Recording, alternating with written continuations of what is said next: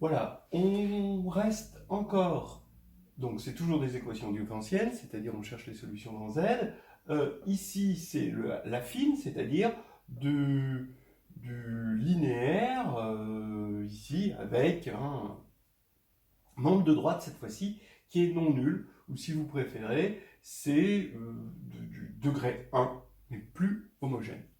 Alors, j'en donne ici deux exemples, voilà, type. Un où il va y avoir immédiatement pas de solution, un autre où il va y avoir des solutions. Alors d'abord commençons par celui-ci qui va être plus simple, 6x moins 10y égale 5. Ben, on se rend compte que s'il y avait une solution entière, il y aura un problème de parité. Ça veut dire que, regardez, le membre de gauche, il est évidemment pair, hein, et le membre de droite, il est évidemment impair. Donc, il y a un clash. Mais maintenant que c'est clair que, donc ici, parité, clash. Alors maintenant, c'est quand même instructif de le voir d'une autre manière, c'est-à-dire, on va calculer les choses dans le groupe Z sur 2Z, qui est aussi un corps, mais d'accord. Donc il y a un anneau, en fait, on va dire, c'est un anneau, mais il se trouve que c'est un corps, on ne va pas s'en servir, c'est un corps.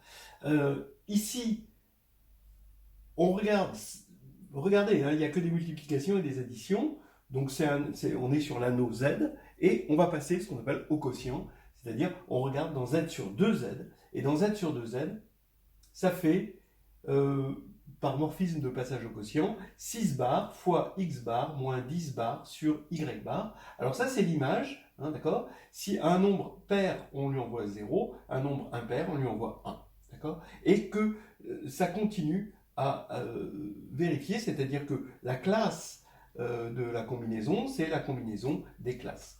Et à droite, j'ai 5 bars. Donc ici, 6 bars, ça fait 0. On a 0, ben, dans Z sur 2Z, 0 fois n'importe quoi, c'est absorbant. Donc on va avoir 0 à gauche et 1 à droite. Et ça, s'il y a un truc qui est faux, c'est toujours 1 égale 0. Et donc, S, l'ensemble des solutions, c'est l'ensemble vide. Voilà une chose. Comme ça nous aura montré que Z sur 2Z, ça sert à quelque chose. Et que, en général, on va se servir, dans ce genre d'équation, au passage au quotient sur Z sur NZ en général. Maintenant, regardons un cas où il y a des solutions. 6x moins 10y, cette fois-ci, au lieu d'être égal à 5, il va être égal à 2. Donc ici, là, c'est quelque chose de pair, donc on ne va pas avoir la contradiction qu'on a ici, mais donc, du coup, je peux diviser par 2 et je vais avoir 3x moins 5y égale 1. Bon, alors, on va trouver une solution particulière. Ici, comme 3 et 5 sont premiers entre eux, ben vous savez qu'il y a un algorithme d'Euclide qui permet de trouver des solutions x0 et y0 de cette équation. Ce qu'on va appeler une solution particulière, parce que l'algorithme d'Euclide ne donne pas toutes les solutions, c'est une solution particulière, mais ici dans ce cas-là, c'est facile d'en avoir une évidente, c'est 2, 1, hein, puisque 3 fois 2, moins 5 fois 1, ça fait 1. Donc on a une solution particulière. Le tout, c'est qu'on attaque la fine avec l'idée de solution particulière, puis solution générale qui va être linéaire. Donc qui va faire référence à ce qu'on avait vu tout à l'heure. Donc, soit vous avez une solution particulière, et là dans ce cas-là vous continuez, si vous n'en avez pas, eh ben, c'est terminé. Donc ici, on a une solution particulière, elle est donnée, assurée par l'algorithme d'Euclide, et on va poser, du coup, donc on a toujours ça et ça maintenant, et ben on va poser grand X égale petit x moins x0, grand Y égale petit y moins y0. Quand on fait la soustraction ici, ben on élimine le 1, on retombe sur 0, donc on va retomber sur du linéaire, c'est-à-dire 3 grand X moins 5 grand Y égale 0. Ça, on l'a résolu tout à l'heure, et ça fait x égale 5t, y égale 3t, où t, c'est une variable, c'est un paramètre entier. Donc maintenant, on fait le bilan, on a notre solution. Donc vous voyez, c'est x égale x0 plus 5t, y égale y0 plus 3t, ce qui veut dire qu'on a notre point x0, y0, donc ça c'est notre solution particulière, d'accord? Et ensuite, on prend la direction, donc c'était la droite qu'on avait tout à l'heure, la même direction, la droite linéaire, la droite vectorielle, mais posée sur cette solution particulière. Et voilà, on a toujours pareil, un ensemble de solutions. Voilà pour l'affine. On va peut-être pouvoir donner une petite idée de comment continuer. Alors, il y aurait peut-être une question à se poser. Ici, on est tombé sur 1, et donc on avait cet algorithme d'Euclide. Si on était tombé sur, par exemple, 7, d'accord? On prend 7. Comment faire pour avoir une solution particulière de 3x0 moins 5y0 égale 7? Puisqu'on en a une pour 1, d'accord? C'est 2, 1. On va multiplier par 7, donc on va avoir 14, 7, et ça va nous donner ici quelque chose, une solution particulière, et après le reste c'est exactement pareil. Le tout c'est d'avoir une solution particulière. Voilà, je pense que l'affine à 2 variables, je pense que maintenant il n'y a plus de nouvelles surprises qui puissent arriver à partir de là. Voilà, on va faire un exercice de synthèse entre le linéaire et l'affine à 2 variables avec du linéaire à 3 variables avec x, y, z entier. Voilà, bon, si l'homme, d'après Platon, est un bipède sans plumes, si on veut s'envoler, il va falloir se jeter dans le vide et aller vers, oups, c'est ce qu'a fait mon bouchon, et aller vers essayer de résoudre cette équation diophantienne. Alors, vous pouvez essayer de le faire, sans regarder, voilà. Et puis, après, vous apprécierez peut-être la solution. Allons-y. 5. Donc, imaginons que ça, je le passe à droite, d'accord? Ça fait 10y moins 15z. Donc, 5 divise le membre de droite, 10y moins 15z. Donc, il divise le membre de gauche, d'accord? Et donc, 5 divise 6x. Maintenant, le lemme de Gauss nous dit que comme 5 et 6 sont premiers entre eux, 5 divise x, ce qui nous permet de dégager un paramètre, petit s, qui est entier, puisque comme 5 divise x, x il est de la forme 5 fois s. Et on dégage ce paramètre. Donc voilà. Donc maintenant, on attaque, on a déjà un premier paramètre s, et on regarde donc 10y moins 15z égale finalement 6x. Mais 6x devient 30s. Alors, on peut avoir une solution particulière. Ça, c'est... Bah oui, on a une solution particulière de 10y0 moins 15z0 égale 5. D'accord? Ça, oui. On va dire comme ceci, égale 5, ça, il n'y a pas de problème. Vous avez la solution particulière, 2, 1. Maintenant, si vous voulez en général, comme 5, c'est le PGCD de 10 et de 15, vous avez une identité de Bezout qui est donnée et qui va vous donner des solutions par l'algorithme d'Euclide. Voilà, donc ça, c'est juste un petit truc au passage. Donc, si vous voulez, vous vérifiez que 10y0s moins 15z0s est égal à 30s, a pour solution particulière, donc 12, 6. D'accord, hein, puisque 120 moins 90, ça va faire 30. Bien.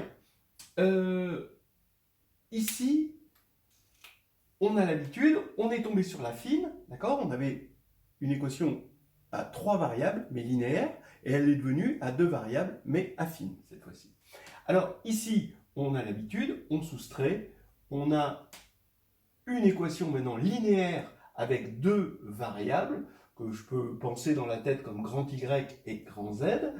Je simplifie ici par 5 pour obtenir des éléments, par le PGCD de 10 et 15, hein, pour obtenir des éléments premiers entre eux. Et ça, maintenant, je sais faire. C'est du linéaire à 2 variables. Et donc, je vais avoir comme solution petit y, z, y égale y0s, d'accord, cet élément-là, plus 3t, avec un paramètre t qui est entier, et z égale z0s plus 2t. Maintenant, si on fait le bilan, et que je rajoute x égale 5s, avec y0 ici, et je peux écrire mon vecteur x, y, z, d'accord, un vecteur de z3, comme s fois le vecteur 5, 12, 6, plus t fois le vecteur 0, 3, 2, d'accord, en rajoutant le x ici est égal à 5s, et en se rappelant que y0 et z0, ça vaut respectivement 12 et 6, donc on retrouve ça. Alors là, c'est intéressant d'avoir ajouté une variable, parce que on se rend compte que bon, c'était pas si facile que ça. Regardez ce qui se serait passé sur R. Sur R, on aurait dit, ben, je vais prendre deux paramètres, x et y, donc j'ai x égale x, y égale y, d'accord? Toujours pareil, j'ai un noyau, je veux le transformer en une image, hein? X égale x, y égale y, et ça fait z égale, je divise par 15, ça fait moins 6 quinzièmes de x plus 10 quinzièmes, c'est-à-dire 2 tiers, de y. Voilà, donc ça me fait un système de générateur de mon ensemble de solutions sur R, qui est, donc quand je vais multiplier par 5, 5, 0, moins 6, tac, non, je multiplie par 15, ça fait 15, 0, moins 6, donc 5, 0, moins 2, j'avais raison. Et là, 0, 1, 10 quinzième, et pareil, en multipliant par 3, j'obtiens 0, 3, et puis je trouve 2. Voilà. Donc, vous voyez qu'on avait un choix, vraiment comme on est sur R, on peut prendre sur les axes qu'on veut, c'est-à-dire on peut prendre nos vecteurs un petit peu comme on veut. Là, il y a beaucoup plus sur Z, il y a beaucoup plus de rigidité, et je vous ai fait un petit dessin pour vous montrer cette rigidité-là. C'est-à-dire qu'on n'a pas eu, ici, vous voyez, il y a un 0 là, il n'y a pas de 0, là, vous voyez, et on n'aurait pas pu mettre un 0 là et un 0 là. Je vais vous le montrer sur un dessin parce que c'est éclairant. Regardez, que vérifie l'ensemble des solutions? Eh bien, c'est un sous-groupe de Z3. Et là, je vais vous montrer un sous-groupe de Z2, c'est-à-dire un plan. Ici, ça c'est un plan. Hein, donc voilà un plan. Et voilà des générateurs, voilà les éléments d'un certain plan sur Z. C'est-à-dire que c'est stable par l'addition. Et regardez ces points, là ici, j'en ai mis 1 sur 2 à chaque fois. Donc vous pouvez vérifier avec 1 au milieu ici, d'accord? Et vous pouvez vérifier que ça c'est stable par l'addition. Quand je vais ajouter un élément comme ça et un élément comme ça, ben je suis là, bon, c'est stable par l'addition. Et pourtant, je ne peux pas prendre comme système de générateur, parce que je suis sur Z, je n'ai pas de théorème de base incomplète, je ne peux pas prendre par exemple, là c'est 0, hein, je ne peux pas prendre lui et lui. Parce que si je prends lui et lui comme générateur, il n'engendrera jamais celui-ci. Il engendrera que celui-ci et puis ces éléments-là. Donc celui-ci, il n'en fait pas partie. Donc, en fait, je me rends compte que je peux prendre comme système de générateur lui, d'accord, et lui. Ah, là, ça va marcher. Parce que avec lui, j'obtiens lui, et avec lui et lui, en faisant la soustraction, j'obtiens lui. Donc je vais retrouver tout le monde, en fait. Hein. Voilà. Donc ça, c'est une façon de voir que je ne pouvais pas poser mes générateurs comme je voulais sur des axes, comme j'aurais pu faire ici, en mettant des zéros un peu partout, et je sais que je vais me débrouiller. Là, il faut biaiser en quelque sorte, et ici, je n'ai pas pu mettre un 0, il a fallu que je trouve le bon angle ici. Hein. Voilà. C'est une façon un peu géométrique ici de voir ce qui s'est passé du fait qu'on était en diophancien, du fait qu'on était sur Z. Voilà. Voilà. J'espère que c'est pas trop difficile. C'est quand même toujours intéressant de regarder ce qui se passait sur R sur un corps, pourquoi on prend des espaces vectoriels sur un corps, et comment les choses explosent quand on est sur un anneau. Je fais un petit peu le point sur ce qu'on vient de voir. D'abord, donc, dans ces équations, vous voyez, qu'est-ce qui nous a servi? Travailler modulo n. C'est ce qui nous a permis de dire, tiens, il n'y a pas de solution là. Après, on aurait été peut-être embêté s'il y avait eu des solutions. Hein, parce que comment on aurait remonté les solutions, là, ça aurait été difficile. Mais au moins, on a pu dire, S'il y avait des solutions dans Z, il y en aurait dans Z sur NZ, et comme il n'y en a pas, alors c'est qu'il n'y en a pas dans Z. Là, donc pour dire il n'y a pas de solution, c'est bien de penser à travailler modulo N, donc le Z sur NZ va nous être utile. On est en train de faire des motivations, n'oubliez pas.